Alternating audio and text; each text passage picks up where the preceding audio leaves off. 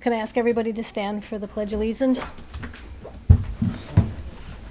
Pledge allegiance To the flag of the United States of America and to the republic for which it stands, one nation, under God, indivisible, with liberty and justice for all. Okay. Oops, they're up. I just got it. You can't hear that. It's in my hearing aids.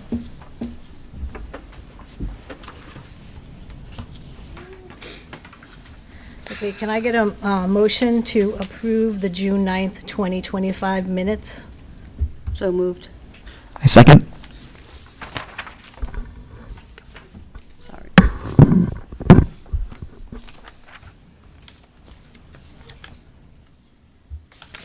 All in favor? Aye. Aye. Aye. Okay, we have, can I open the public, can I get a motion to open the public hearing? So moved. Second. Okay. Second that, please. Joanne? Thank you, Joanne. And, okay.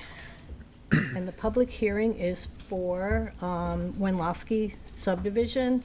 They're requesting a reversal of the town of Dover's code enforcement's ruling. The code enforcer determined that if an existing garage can legally be on a proposed newly subdivided lot with no existing primary structure. I already opened the public hearing, so would anybody like to speak on behalf of Mr. Lynn Wenlowski?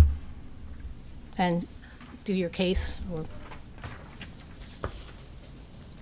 Good evening, I'm Donald Capilano, Falling, New York, representing Eric Wenlowski, who's there. Joseph recommends and Minister as well. Any questions about technical matters? Is the mic on? Yeah, I'm it's the sorry. mic time. The mic is not on. Yeah, I don't think the mic's on. I don't know if it gets, or maybe you have to get closer, or? Sometimes the battery dies between meetings. I just text them, one of them will be out. Okay. We're not starting off very good tonight. Now, there's a button on the microphone. You should, yeah. Should I? Phone. For some reason, the microphone's not working on the podium.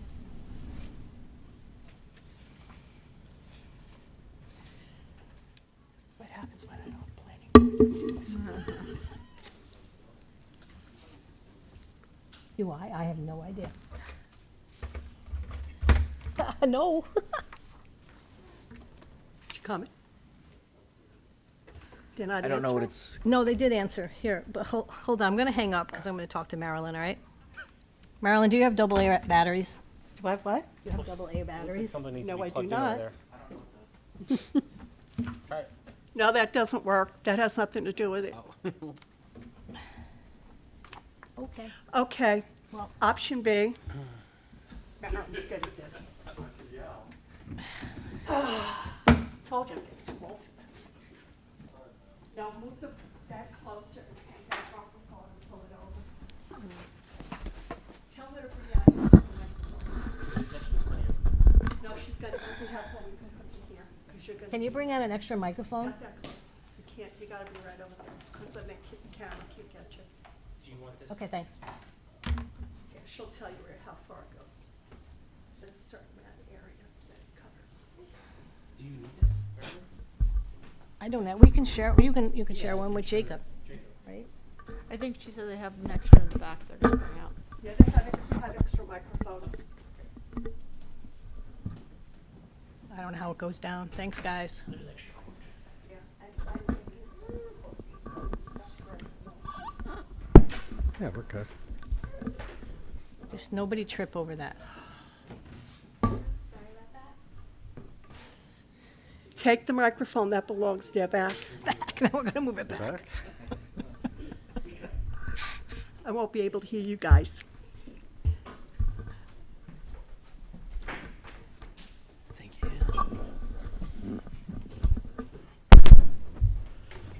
Test. Test, test. Much better.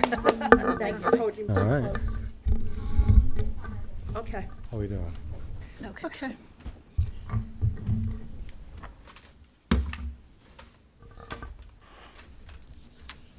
I think we're all good, right? You ready? Yes. Good evening, everyone. I'm Donald Capolino from Capolino, Rothschild and Egan, attorneys in Pauling, New York, representing Gary Winglowski here. And Joe Zarecki is our engineer on this project. So Joe was kind enough to be here if you have any technical questions. This is really just a simple legal argument that we have here. We went before the planning board. Mr. Winglowski owns a 46.1 acre piece of property up on Southeast Mountain Road. And he wants to divide that parcel into 3 pieces. The first proposed lot was not a problem. The second proposed lot in and of itself is not a problem. The problem is in the third proposed lot, what it does is it cuts off an existing, in order to make it a meaningful and appropriate subdivision for this particular time, what they want, Mr. Winglowski is going through a lot of expense trying to go through the entire subdivision process, get it all taken care of, but the garage that he has and uses for the premises is actually just over the proposed line on lot number 3. It already exists. He has no intention to sell the property soon, but as a matter of practicality and economy, he would like to subdivide now. He wants to continue to use that garage for himself. Ultimately, if and when he decides to sell that lot, if ever, but if he does, he would like then to be able to do it, and any kind of use that it has at the garage as an accessory use would then go to that new house that would be built on that. There's enough space, everything else works, but the question is whether or not an accessory use can be to another lot. And the problem that we have, and when they went into this, they were looking at the ordinance, and the ordinance clearly defines accessory use, and in a definition section, accessory use, and as 145-74 says, an accessory use is a use customarily incidental to and subordinate to the principal use or building located on the same lot. Clearly says that. The accessory structure is structure detached from and subordinate to a principal building on the same lot and used for purposes customarily incidental to the principal building. Okay, but you have a section of 145.10 of your land use regulations, which is the more specific area, and it says in paragraph D that accessory uses are uses customarily incidental and subordinate to principal uses shown on the use table shall be allowed on the same terms as the principal uses, whether or not on the same lot. Now that's in direct conflict to the regular definition. The curious part about this is that this was local law number 2 of 1999 for the town of Dover, and these provisions were all in that same statute. So what could it mean? Our view is simply that when you have a conflict, certainly an ambiguity or a conflict, then the law in the state of New York is clear that you have to then interpret that conflict most favorable to the property owner. We offered some other ways of getting around this, putting notes on the filed map to make sure that Mr. Winglowski was not doing anything that was inappropriate. He did say that he has for tax purposes, he was creating separate corporations for lots 1 and 3. One corporation to own lot number 1 and own lot number 3. And because of the provisions, tax provisions dealing with the single-family residence, he was keeping the residence in his personal name. And that's what he asked to do. We would put whatever provisions, we've even offered to put restrictions of title, because I would expect that if this is a major issue for the town, you would go back and correct this ambiguity or conflict. But for these particular purposes, at this point, since he's already applied, that he would be entitled to that interpretation. I understand whatever, you know, I really haven't spoke to Don Anderson directly on this because we deal through the attorneys, but this is no disrespect to anybody here. They're just trying to deal with the circumstances, and I understand it. But sometimes this happens, and this is where we are, and we're just looking for this.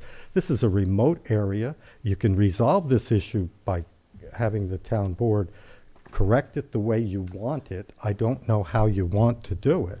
But however, I don't know what other intention could have been here except to do that.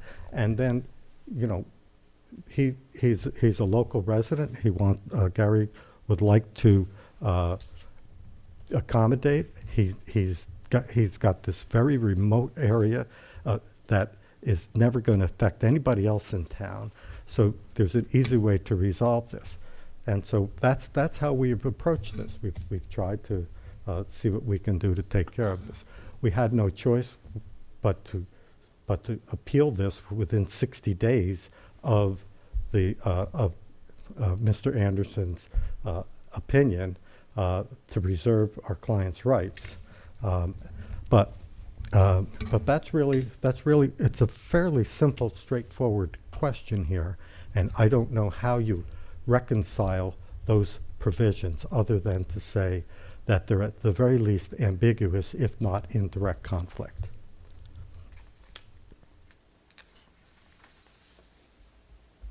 Okay, anybody have any comments to say, or should I have the public talk if they need to talk now? Does anybody from the public want to speak? 2 people signed up. One is Mr. Westmoreland and Mr. Mulligan. Whichever one wants to go first. You have to come to the podium. You need to come to the microphone and identify yourself. Thank you very much. Okay, thank you. Henry Westmoreland, and I'm the next door neighbor in this remote location that doesn't affect anyone. I didn't understand, if you could clarify. Sure. When you said in the other section of the land use, it sounded to me as if you were saying, it sounded to me as if that what it said was an accessory building is an accessory building, whether the primary building's on the same lot or not. That's accessory use, yes. Right. Okay. Yeah. You should be addressing the board with these questions, but. Okay, thank you. I don't think the question at hand is whether or not the garage is an accessory building. Whether the primary is on the same lot or not on the same lot. The issue, as I understood it, was that for a back lot in particular to be subdivided, it was to be subdivided for a lot. I mean, for a residence, primary.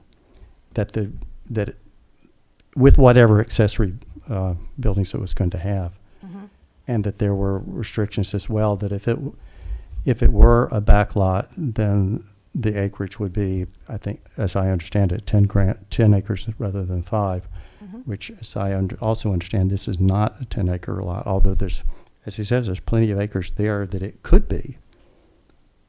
Plenty of acres, it could be a 10-acre lot, and it could be a 10-acre lot with a line drawn that had the accessory building on lot 2 with its primary building, and completely avoiding this whole question about whether or not you can have a back lot with just an accessory building and less than what the acreage is supposed to be.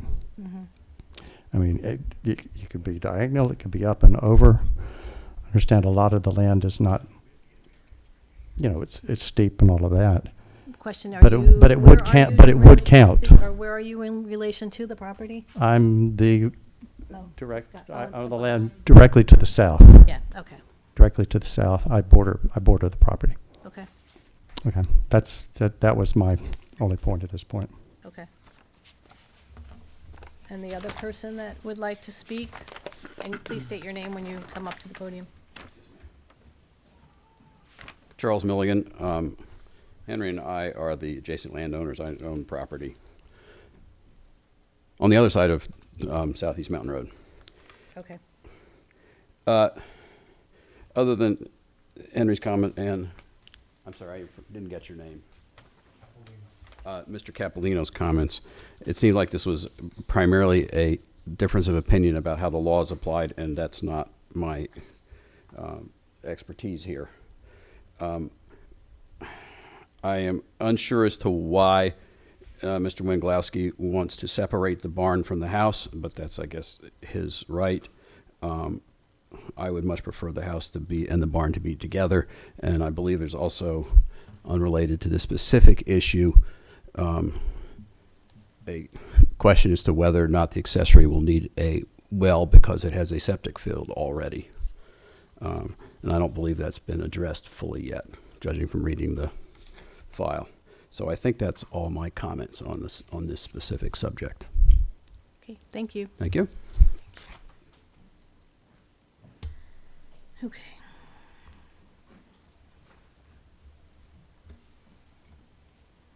Okay, so we need to discuss this. I'm gonna start off and say that this is a self-created problem, and it's, an accessory structure should be with a primary building. There is other alternatives for this subdivision to be done. I think it should be looked at a little bit more. I don't know if I can, does anybody else have any other comments on that? No, I mean, I'm kind of in agreement with that too. This is a little bit of thinking and this could be avoided, right? Right, because this is a created lot. This is not a lot that he owned prior, you know what I mean? It was already subdivision. There's subdivided. If it was all subdivided, yes, I would agree with the code and I would agree with you. But he's creating this lot, and that's why I don't agree with you. Yeah, but the code specifically says is If they have a lot, not creating a lot. the That's the way I understand it. Okay. I don't know if anybody else on the board disagrees with me Well, or all right, if anybody else may- disagrees. May I just tell you, but the way I read it is that the accessory use may exist on a different lot. And But That there lot is no, doesn't that exist. lot doesn't exist. That lot doesn't exist, so it can't exist on a lot that doesn't Right. exist. That's what I'm That's- getting well, Creating the lot, on- and therefore it's kind of existing subsequent to the lot being Yeah, but, created. but the point simply is that your law, as it presently written, says that it would be conforming by, if the use was to the adjacent lot. So there should be no reason why you can't then create the lot and do this. The sole You said reason, adjacent the sole lot. reason for doing it now, as I indicated, the sole reason for doing that now is because of the cost in going through the subdivision process and going through all these steps and paying engineers to do all of this kind of work. And he said, well, what is the end game here? Eventually, what he'd like to do is put a residence and a house there. I'm sorry, the residence and where the garage is on Lot 3. But he doesn't want to do that at this time, but he would be doing that in the future. So when they went in and said, how would you lay this all out?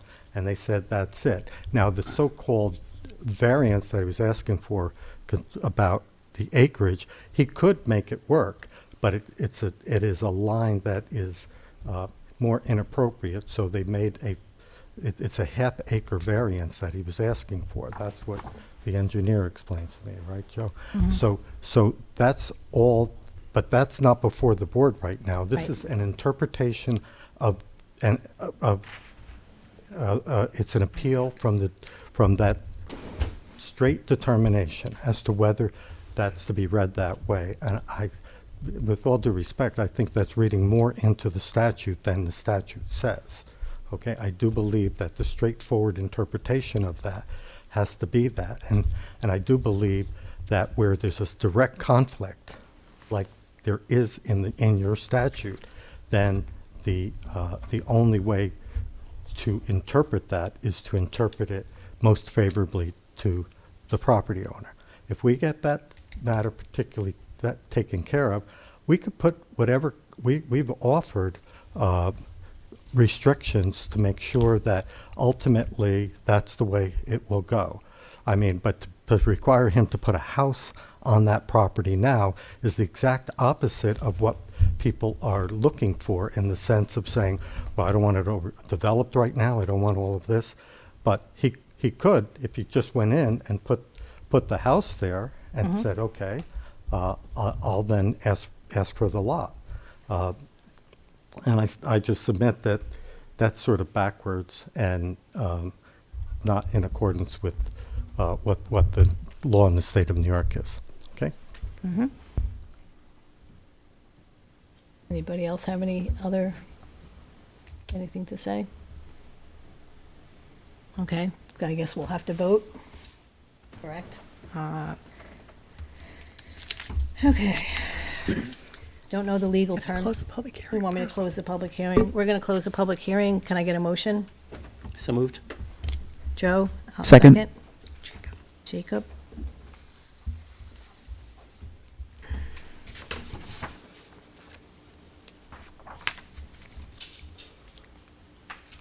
So we're going to vote on the code enforcement's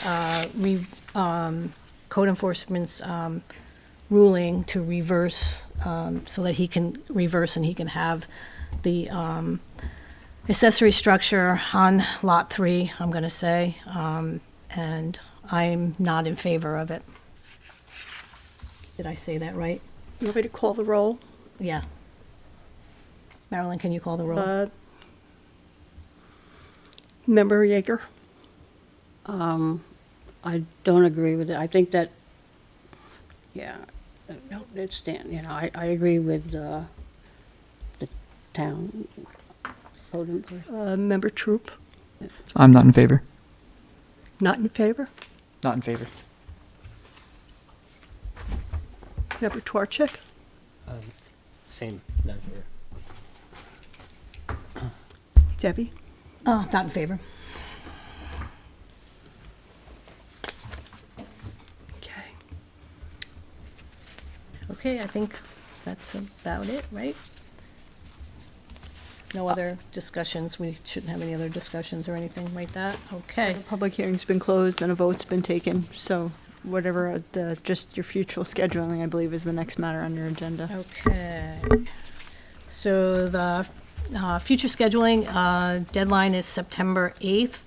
Meeting is September 8th, 2025. Deadline is August 18th, 2025. The next at the meeting after that is October 13th, 2025. no meeting. No meeting, sorry, no meeting. November 10th, 2025. Deadline date is October 20th, 2025. December 8th is a meeting after that. Deadline is November 17th, 2025. Can I get a motion to adjourn the meeting? So moved. Jacob? Second? Joanne? All in favor? Aye. Seconded? Who seconded?